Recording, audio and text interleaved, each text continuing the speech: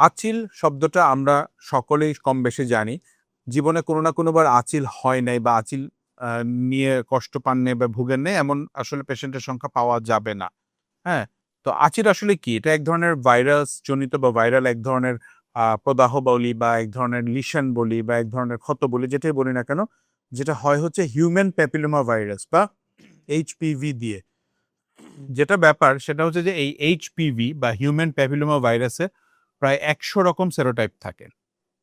একেকটা একেক এলাকায় বা একেক স্থানে শরীরের ইনফেকশন করে। তো এতগুলো সেরোটাইপের এগেইনস্ট আসলে ভ্যাকসিন প্রোডাকশন করা সম্ভব না। তবে কিছু, কিছু টাইপ যেগুলো আমাদের মহিলাদের সিএ সার্ভিক্স করে সেগুলোর এগেইনস্টে ভ্যাকসিন আছে বা সার্ভাইকাল ক্যান্সার তৈরি করে মহিলাদের জরায়ুতে, সেগুলোর জন্য আমাদের ভ্যাকসিন রয়েছে। ঠিক আছে? বাট যেগুলো অন্যান্য জায়গায় হয় সেগুলোর জন্য নেই। এটা ইনকিউবেশন পিরিয়ডটা হয় কি? ধরেন আপনি যদি কনট্যাক্টে আসেন কারো সাথে আঁচিলে, সেটা ১ সপ্তাহ ২ সপ্তাহ পরেও হতে পারে, ১-২ মাস পরেও হতে পারে, অনেক সময় ১ বছর পরেও হতে পারে। সাধারণত ডিরেক্ট কন্ট্যাক্ট বা আঁচিলের সাথে সংস্পর্শে আসলে আঁচিল হয়। এছাড়াও একই ধরনের জিনিস ব্যবহার করলে বা পুকুর, সুইমিং পুলে গোসল করলে ওই জায়গায় যদি কোনো আঁচিল আক্রান্ত ব্যক্তি গোসল করে থাকেন, তাহলে সেখান থেকেও হতে পারে। এখন আসি এটার চিকিৎসা নিয়ে।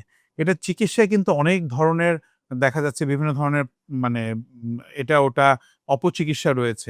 তো কিছু যেগুলো আমাদের রিয়েল সায়েন্টিফিক মেডিকোলজিক্যাল ট্রিটমেন্ট বা ডার্মাটোলজিক্যাল ট্রিটমেন্ট, সেই যে ট্রিটমেন্ট রেজিম বা ট্রিটমেন্ট অপশনগুলো আমি আপনাকে বলি।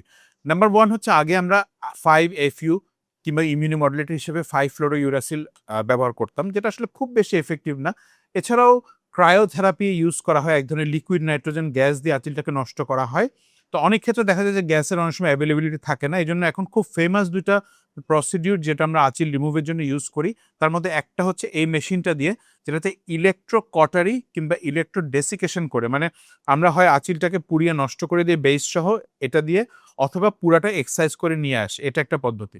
আর দ্বিতীয় হচ্ছে এখানে যে আপনি লেজার মেশিনটা দেখতে পাচ্ছেন, এটা হচ্ছে CO2 লেজার বা কার্বন ডাইঅক্সাইড লেজার। এই কার্বন ডাইঅক্সাইড লেজার কিন্তু আঁচিল চিকিৎসার জন্য সর্বাধুনিক পদ্ধতি কিংবা সর্বাধুনিক প্রযুক্তি।